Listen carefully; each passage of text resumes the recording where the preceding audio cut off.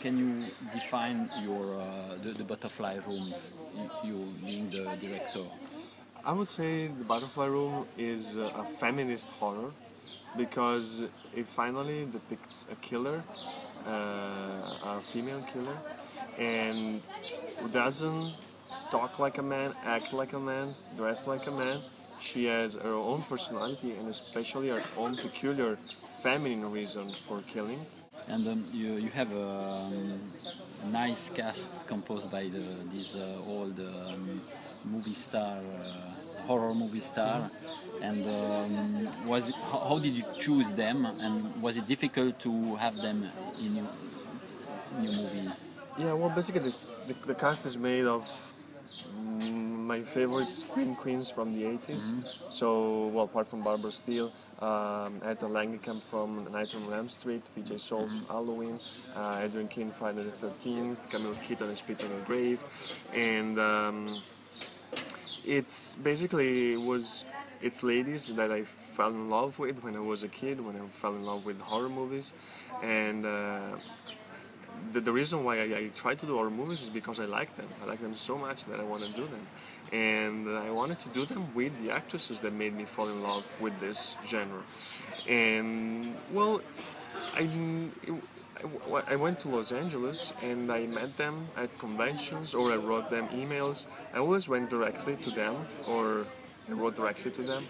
I didn't go to any agents or anybody because really I wanted them for my passion and for the love I had for them. So I wanted them to feel this. I had like a dream cast that I was dreaming of, I was thinking of, but since the movie was supposed to be shot in Italy, we were not even thinking about an international cast. Okay. When we moved the whole entire production in the US, then I thought, oh wow, but so Barbara still lives here. We may try and reach her. Also because she has she has a very nice past in Italy, like all the movies she shot there. So it was kind of an interesting combination, me working with her in the US. And we met her last year here, we had an interview with her, and I was wondering how was it on the set, because she's old and she has some kind of physical scene. Well, apart from the physical action, it was like a 12-hour shooting every day, so it was really, really demanding. And I always thought that my mom is the same age as her, and she would never be able to give as much as she gave. She's in amazing physical condition, and also, I mean, she's one of the few people I know who are older than 60 years that are so good at using computers. So, yeah. So she's just amazing. I wish I will be like her when I'm at her age. In the Butterfly Room, what was your main influence for making this movie? Well, I mean, there's a lot of movies I love, and a lot of movies I love watching and watching again. I try not to have like recognizable and direct influences because the thing I like most when I watch a movie is when I watch something that's new, and it's very ambitious to say this, and I think the movie is 100% new or original. Of course, there's other movies inside there, but at least as my idea was to try and do something original. Can you explain the giallo touch of your movie? Yeah, well, it was basically playing with the mystery, both with the structure because it's a puzzle that goes back and forth from present to past, and you collect a lot of information during the movie, and only towards the end you can actually see the entire picture and understand basically everything. So this was the first type of approach, they would say, giallo, and also some atmospheres that I try to recreate are somehow. I mean, there's not a lot of technology, for example, in the movie. I don't think there's one single mobile phone that you can see. I mean, also just seeing a person calling another on a landline phone, it reminds you of another era, even though we still have landline phones, but it gives just that kind of feeling. Also, for example, the car that Barbara drives, which is a 1966 Lincoln. Yes. I mean, I could not see her inside a Fiat Yeah. Croma or something like very modern. Really. She had to have like an old car, and she looks so great inside of that car, because it really reminded me like one of those old movies from the 60s, but in color, but nowadays.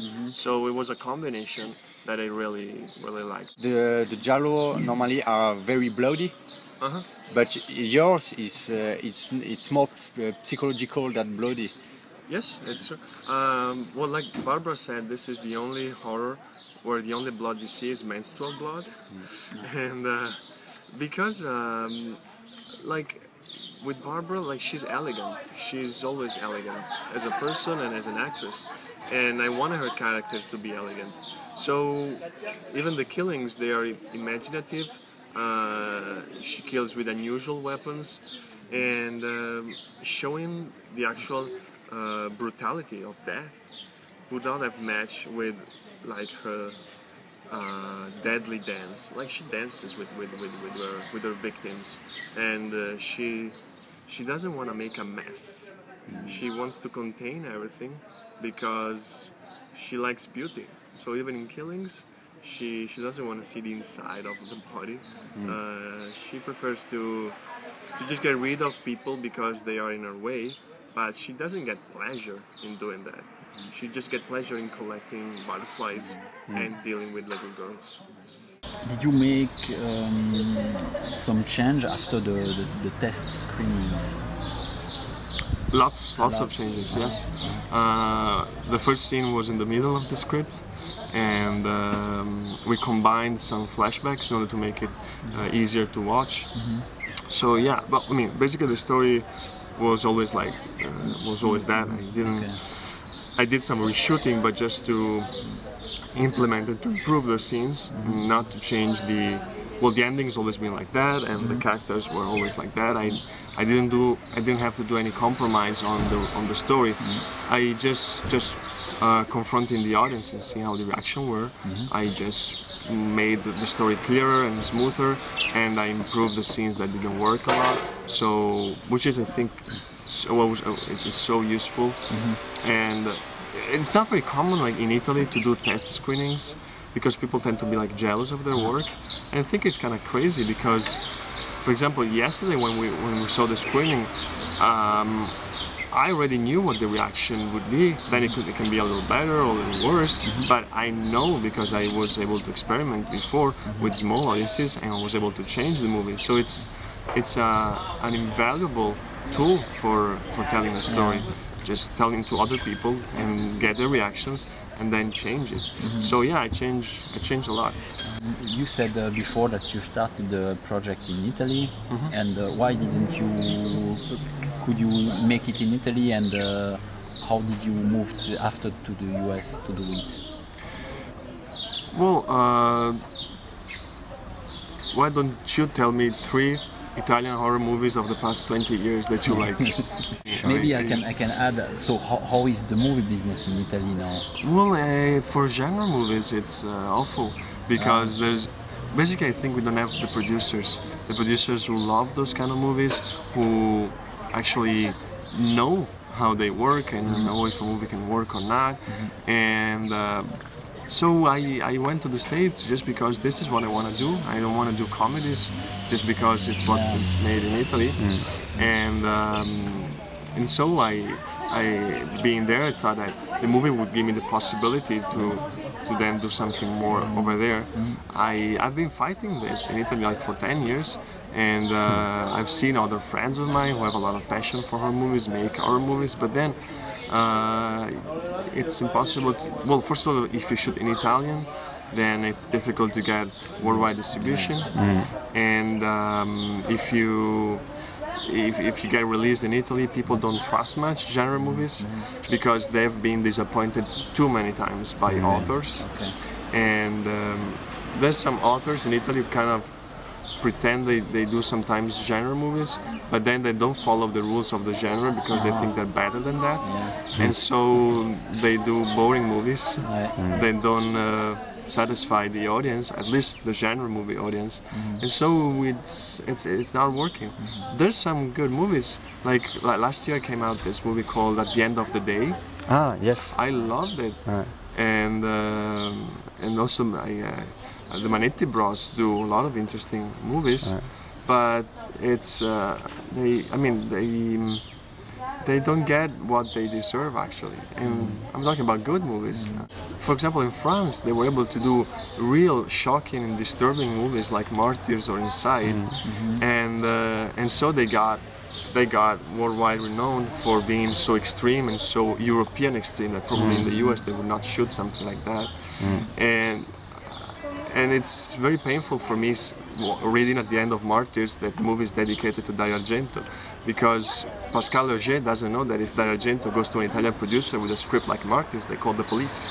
I was lucky to meet the guys from Inside. Actually, I met them at a festival. They are journalists, you know, and they told me we're making a movie. And I was like, okay, tell me what your movie is like in one sentence. And they said, well, it's about a lady with a pair of scissors went to another lady's house to cut her belly and take the kid out.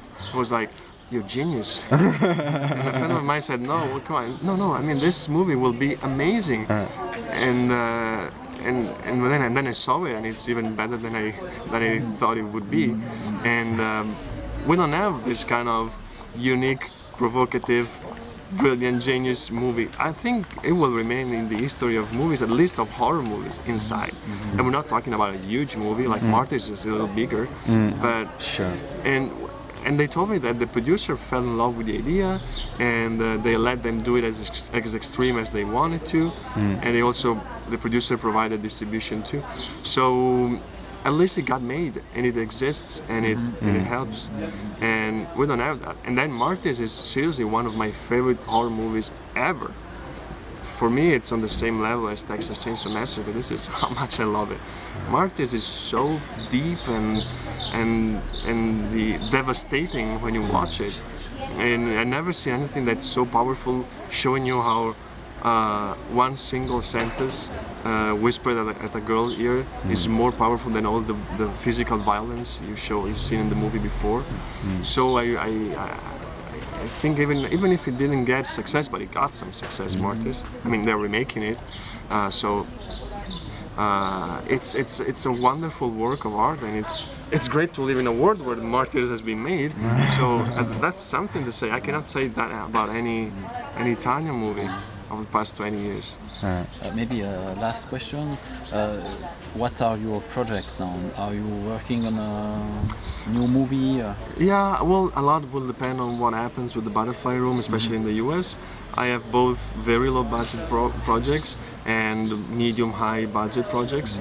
So depending on what the reception will be, depending if I will be able to knock on agents' door and say, hey, I have these projects, you want to work on this? I will see what happens, but definitely I will do that in the US.